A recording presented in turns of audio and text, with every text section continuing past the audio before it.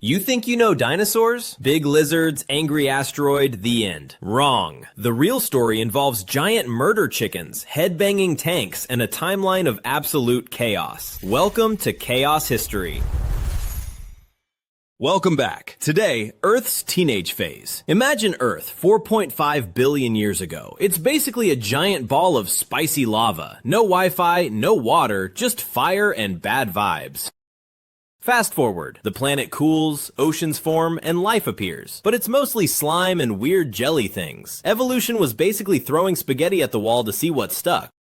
Eventually, we get Pangaea, the ultimate open concept continent. But first, the Great Dying hits. A global extinction wiping out 95% of life. Earth tried to hit the factory reset button. Who survived? The Lystrosaurus. It looks like a pig and a lizard had an accident. It became the dominant species purely because everything else was dead. Talk about winning by default.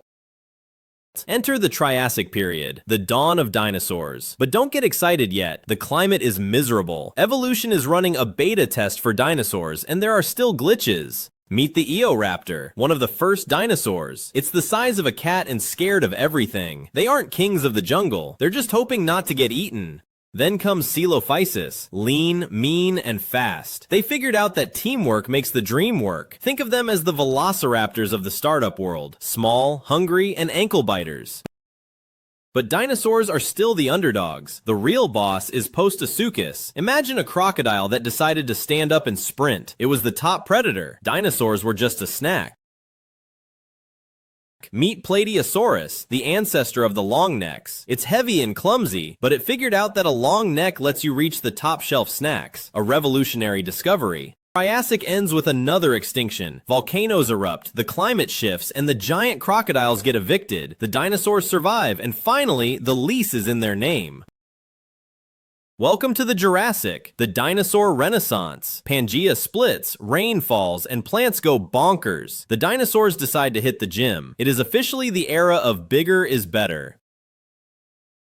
Enter the sauropods, like Brachiosaurus. These biological skyscrapers eat 900 pounds of food a day just to survive. Their life goal is simple: eat, poop, and don't fall over.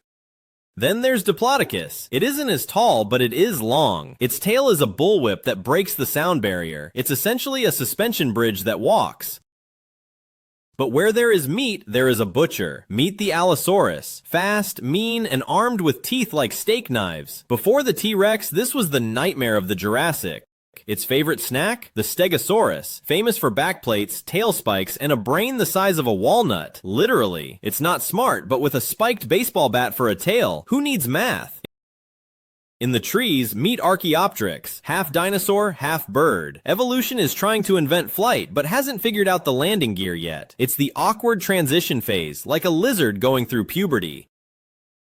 In the oceans, it's a horror movie. Meet the Plesiosaur, basically the real-life Loch Ness monster. It swims gracefully, catches fish, and tries to avoid the bigger monsters in the deep.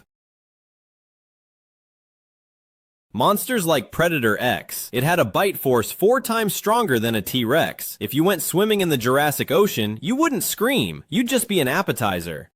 Now the Cretaceous period, the season finale. Continents drift, flowers bloom, and bees appear. It looks pretty, but evolution just cranked the difficulty setting up to nightmare mode. In Africa, the Spinosaurus is breaking rules. It's bigger than a T-Rex and loves swimming. It proves that a pescatarian diet of giant fish really does wonders for your gains. Movie Velociraptors are actually based on Utah raptors. These guys are human-sized, covered in feathers, and have claws designed to puncture windpipes. They are the ninjas of the Cretaceous. It wasn't all killing. Meet Parasaurolophus. It used that giant tube on its head to amplify sound. They were the trumpet players of the dino band, honking to warn the herd. Then the Ankylosaurus, the living tank. Armor so thick even its eyelids have bones. Its tail is a sledgehammer that shatters ankles. It's the dinosaur equivalent of a lethal coffee table. Meet Pachycephalosaurus. They have a skull 9 inches thick just to headbutt each other. It's a biological crash helmet. They solved problems using their heads, just not the brain part. In South America, the Argentinosaurus, the largest land animal in history, 100 tons. That's a herd of elephants in a trench coat. When this guy walked, he caused localized earthquakes. Then there's Therizinosaurus. It looks like a giant murder chicken with Edward Scissorhands claws, but it used those blades to eat lettuce. Evolution was definitely drunk when it made this one. But we can't ignore the king, the T-Rex. 40 feet of pure muscle and bad breath. It could crush a car like a soda can. And stop making fun of its arms. The T-Rex's main rival is the Triceratops, a three-horned tank with a bad attitude. It's the classic unstoppable force versus immovable object, except the object has horns and is very grumpy. Look up, the Quetzalcoatlus rules the skies, a flying reptile the size of a giraffe. Imagine a giraffe flying at 80 miles per hour. If that isn't a nightmare, nothing is. In the ocean, the Mosasaurus reigns supreme, a 50-foot lizard that eats sharks for breakfast. It has a second row of teeth in its throat. The ocean was officially a no-swimming zone. The Cretaceous was booming. Dinosaurs had ruled for 160 million years. They thought they were invincible. But space has a dark sense of humor, and a rock the size of Everest was inbound. 66 million years ago, the asteroid enters the atmosphere, brighter than the sun. The dinosaurs look up and probably think, wow, the sunrise is really fast today. It was the last thing they saw. Impact. It hits Mexico with the force of billions of atomic bombs. Shockwaves flatten forests instantly. If you were close, you vaporized. If you were far away, you were in big trouble. The impact didn't kill everyone. The aftermath did. Ash blocked the sun for years. Plants died. Herbivores died. Then the T-Rex realized there was nothing left to eat but ash and sadness. It was a global winter. 75% of all species were extinguished. The dinosaur dynasty was wiped out by one lucky space rock. A harsh reminder to always have asteroid insurance.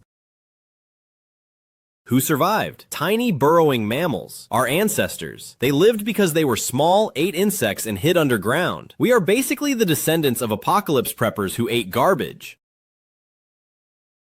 Are dinosaurs truly gone? Nope, look at a chicken. Birds are direct descendants of theropods. That pigeon pooping on your car? That's just a tiny velociraptor asserting dominance. Today, we put their bones in museums. We marvel at their size. They taught us a valuable lesson. You can be the biggest thing on the planet, but you can't fight physics. The dinosaurs had an incredible run. Humans have only been here for a fraction of that time. We are just the new interns. Hopefully, we watch the sky better than they did. Thanks for watching. If you're glad you don't have to fight a T-Rex in traffic, smash that like button and subscribe. Comment below, which dinosaur is the most overrated? See ya!